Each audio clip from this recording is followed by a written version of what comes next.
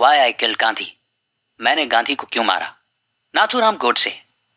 ये नाम तो सबने बहुत सुना है, लेकिन नाथूराम गोडसे है कौन और क्या वजह थी उसने गांधी जी जैसे नेता को मारा। उसके रिलीजियस और पॉलिटिकल व्यूज क्या थे। क्या कभी गोडसे को अपने किए का पछतावा हुआ था। आपके मन में भी ये सारे सवाल उठे तो होंगे। तो आइए हम बताते हैं आपको कि इन सारे सवालों के जवाब आपको इस बुक में मिलेंगे। इस बुक में आप वो लास्ट स्टेटमेंट भी पढ़ेंगे जो गोडसे ने अपनी डेथ सेंटेंस से पहले दिया था, जो उसने 5 मई 1949 को पंजाब हाई कोर्ट में दिया था। 30 जनवरी 1948 में गोडसे ने गांधी को गोली मारी थी और इसके अगले ही साल फरवरी में उसका कोर्ट ट्रायल शुरू हो गया था। गोडसे और उसके कैंप ने पंजाब हाई कोर्ट के सामने माफी की अपील रखी थी, लेकिन अपील रिजेक्ट कर दी गई। कोर्ट ने उसे डेथ बाय हैंगिंग यानी फांसी की सजा सुनाई थी और इस बुक में उसके कुछ आखिरी शब्दों को समेटा गया है। तो आइए शुरू करते हैं वाई आई किल्ड गांधी, यानी मैंने गांधी को क्यों मारा, बाय नाथूराम गोडसे। नाथूराम गोडसे लिखते हैं, मैं एक रिलीजियस ब्राह्मण फैमिली में पैदा हुआ था। बचपन से ही मुझे हिंदू धर्म और सनातन धर्म के इतिहास और कल्चर की सीख मिली थी, लेकिन मैं खुद को एक फ्री थिंकर मानता था। हालांकि हिंदुइज्म में मेरा गहरा यकीन था। बड़े होने पर मैंने आरएसएस ज्वाइन किया और एंटी कास्ट मूवमेंट से जुड़ गया था। मैं छुआछूत को खत्म करना चाहता था। मेरा मानना था कि हिंदुओं को उनके जन्म के आधार पर नहीं बांटना चाहिए, बल्कि मेरा मानना था कि सारे हिंदू इक्वल हैं, इसलिए आपस में कोई भेदभाव नहीं होना चाहिए। सभी को इक्वल राइट और अपॉर्चुनिटी मिलनी चाहिए। कोई जात छोटी या बड़ी नहीं है। मैं एंटी कास्ट डिनर्स और मीटिंग्स अटेंड करता था। हर जाति के लोग इन मीटिंग्स में हिस्सा लेते थे। भंगी, चमार, वैश्य, क्षत्रिय और ब्राह्मण कास्ट के लोग एक साथ मिलकर खाना खाते थे। मैंने एंशिएंट और मॉडर्न इंडिया यानी प्राचीन और वर्तमान भारत की हिस्ट्री पढ़ी थी। मैंने गोखले, तिलक, रावण, चाणक्य और विवेकानंद जैसे कई महान लोगों की किताबें भी पढ़ी हैं।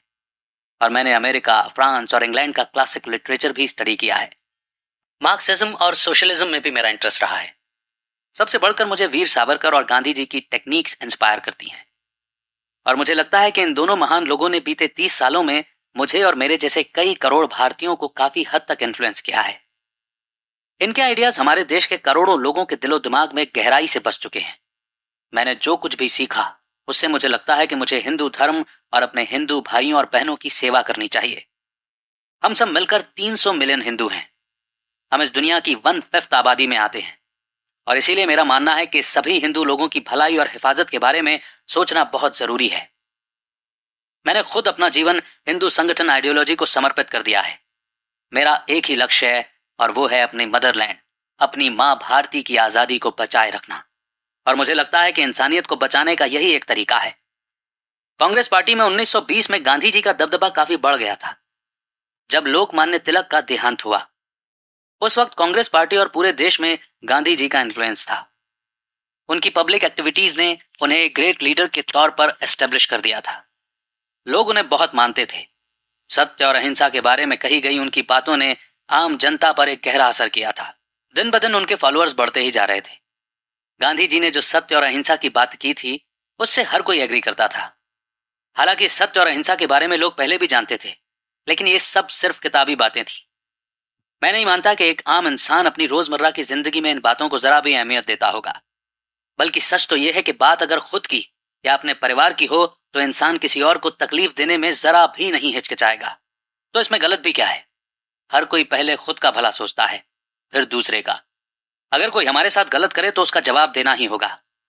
रामायण में राम ने सीता को बचाने के लिए रावण को मारा था। महाभारत में कृष्ण ने कंस का वध किया था। अर्जुन ने अपने रिश्तेदारों और दोस्तों को मारा था क्योंकि वे उसके दुश्मन के साथ खड़े थे। अगर गांधी के हिसाब से राम, कृष्ण और अर्जुन गलत थे तो इसका मतलब कि वो इंसान की काबिलियत पर शक कर रहे हैं। अब हिस्ट्री को ही देख लो। अफजल खान हिंदुस्तान में मुस्लिम राज्य स्थापित करना चाहता था, लेकिन छत्रपति शिवाजी ने उसका यह सपना कभी पूरा नहीं होने दिया। अगर शिवाजी पूरी ताकत से उसका मुकाबला नहीं करते तो शायद खुद अफजल के हाथों मारे जाते। लेकिन गांधी जी शिवाजी, गुरु गोविंद सिंह और महाराणा प्रताप को क्रिटिसाइज करते हैं। उनका मानना है कि इन ग्रेट फाइटर्स को वायलेंस का रास्ता नहीं अपनाना चाहिए था। लेकिन मैं तो गांधी जी को वायलेंट समझता हूं, जो खुद एक पैसिफिस्ट हैं। सच और अहिंसा के नाम पर उन्होंने इस देश को मुसीबत में डाला है। हर हिंदुस्तानी को शिवाजी, प्रताप और गुरु गोविंद सिंह जैसे महान नायकों की पूजा करनी चाहिए। क्योंकि असल में इन्हीं लोगों की वजह से हमें आजादी मिली है। पिछले 32 सालों से गांधी जी जो आंदोलन कर रहे हैं, खासकर उनका प्रो मुस्लिम फास्टिंग, ये मुझे इस बात का यकीन दिलाता है कि उन्हें तुरंत पॉलिटिक्स छोड़ देनी चाहिए। मैं ये नहीं कहता कि उन्होंने देश के लिए कुछ नहीं किया। अफ्रीका में उन्होंने हमारे हिंदुस्तानी दोस्तों के लिए जो कुछ भी किया है उसकी मैं तारीफ करता हूँ। वहां के हिंदू कम्युनिटी के लोगों की कंडीशन इंप्रूव करने में गांधी जी का बहुत बड़ा हाथ है। लेकिन उनके इंडिया लौटने के बाद से हमारे देश में काफी कुछ बदल चुका है। मुझे लगता है गांधी जी शायद ये समझते हैं कि सही क्या है और गलत क्या है, इस बात का फैसला सिर्फ वो कर सकते हैं। अगर लोग उन्हें लीडर मानने से इनकार कर दें तो वो कांग्रेस छोड़कर अपने रास्ते चले जाएंगे। हमें ऐसे लीडर की जरूरत ही क्या है। उन्होंने कांग्रेस को 2 चॉइस दी, या तो उनके हिसाब से चलो और उनका पागलपन, उनकी जिद और सनक झेलो, या फिर उनके बिना कांग्रेस पार्टी चलाओ। गांधी जी को लगता है कि वो हर किसी के और हर चीज का फैसला अकेला कर सकते हैं। सिविल डिसओबीडियंस मूवमेंट यानी असहयोग आंदोलन के पीछे उन्हीं का दिमाग है। उन्हें बहुत बड़ी गलतफहमी है कि उनके जैसा काम कोई नहीं कर सकता और सब लोग उन्हीं के कहने पर चलते हैं। उनका मूवमेंट चाहे फेल हो या सक्सेस, देश को तो उसकी भारी कीमत चुकानी पड़ेगी, मगर उन्हें भला क्या फर्क पड़ने वाला है। वो तो बस यही बोलेंगे, सत्याग्रह कभी फेल नहीं हो सकता। लोग उन्हें संत समझते हैं, इसलिए उनकी हर बात मानने को तैयार हो जाते हैं। उनके ऊंचे विचारों और सादगी की वजह से लोग पता नहीं क्यों उनकी तरफ अट्रैक्ट हो जाते हैं। गांधी एक के बाद एक गलती करते रहे। उनके लिए फैसलों ने इस देश के फ्यूचर को खतरे में डाला है, एक बार नहीं बल्कि कई बार। इसमें जरा भी शक नहीं कि वो एक प्रो मुस्लिम लीडर हैं। ये बात उन्होंने तभी जाहिर कर दी थी जब उन्होंने हिंदुस्तानी को नेशनल लैंग्वेज बनाने की सिफारिश की थी, जबकि असल में तो हिंदी भाषा ही हमारी नेशनल लैंग्वेज होने का हक रखती है। शुरुआत में गांधी ने भी हिंदी को सपोर्ट किया था, लेकिन जब उन्हें लगा कि मुस्लिम इस बात का बुरा मान सकते हैं तो वो खुद को हिंदुस्तानी भाषा का चैंपियन बताने लगे। और ये बात तो हर इंडियन जानता है कि असल में ऐसी कोई भाषा है ही नहीं। ना तो हिंदुस्तानी की कोई वोकेबुलरी है और ना ही कोई ग्रामर। ये सिर्फ बोली जाती है, लिखी नहीं जाती। ये बेहुदा सी बोली है जिसमें हिंदी और उर्दू मिक्स है। खुद को मुसलमानों का सगा दिखाने के लिए गांधी ने हिंदुस्तानी को प्रमोट किया है, और उनके चाहने वाले चमचों ने भी। अगस्त 1946 की शुरुआत से ही मुस्लिम लीग और इसकी प्राइवेट आर्मीज ने कई सारे हिंदुओं को मारा।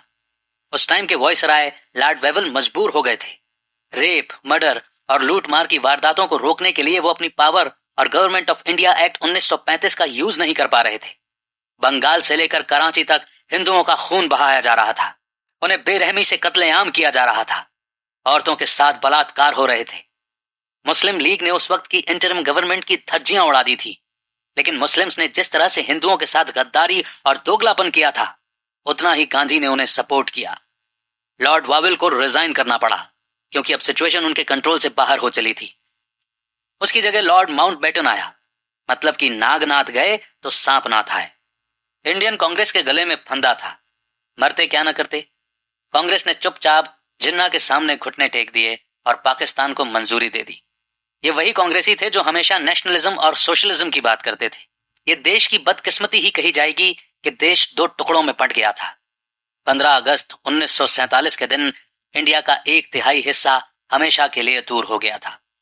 कांग्रेस ने लॉर्ड माउंटबेटन की तारीफों के पुल बांध दिए और कहा, हिंदुस्तान के इतिहास में लॉर्ड माउंटबेटन जैसा महान गवर्नर, जनरल और वॉइसराय आज तक नहीं हुआ। लेकिन जो कुछ भी हुआ उसका खामियाजा तो आखिर देश को बंटवारे करके चुकाना पड़ा।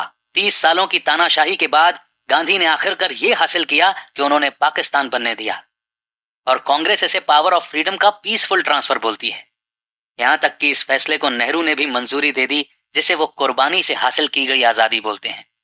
लेकिन कुर्बानी दी किसने? गांधी ने। उस आदमी ने जिसे हम पूछते हैं, भगवान मानते हैं, उसी ने भारत के टुकड़े किए।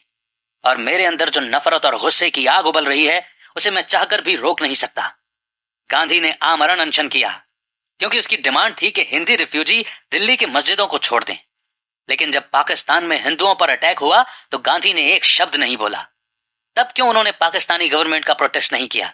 क्यों उन्होंने गुनाहगारों को सजा देने की मांग नहीं की? क्योंकि वो मुस्लिम थे? क्योंकि गांधी को अच्छे से मालूम है कि मुसलमानों को कोई फर्क नहीं पड़ने वाला है, चाहे वो भूख हड़ताल से अपनी जान ही क्यों ना दे दें। वो हिंदुओं पर फिर भी हमला बोलते रहेंगे। उन्हें ये मालूम है कि जिन्ना या मुस्लिम लीग को उनकी फास्टिंग से कोई लेना देना नहीं है। बहुत से लोग गांधी को फादर ऑफ नेशन बोलते हैं।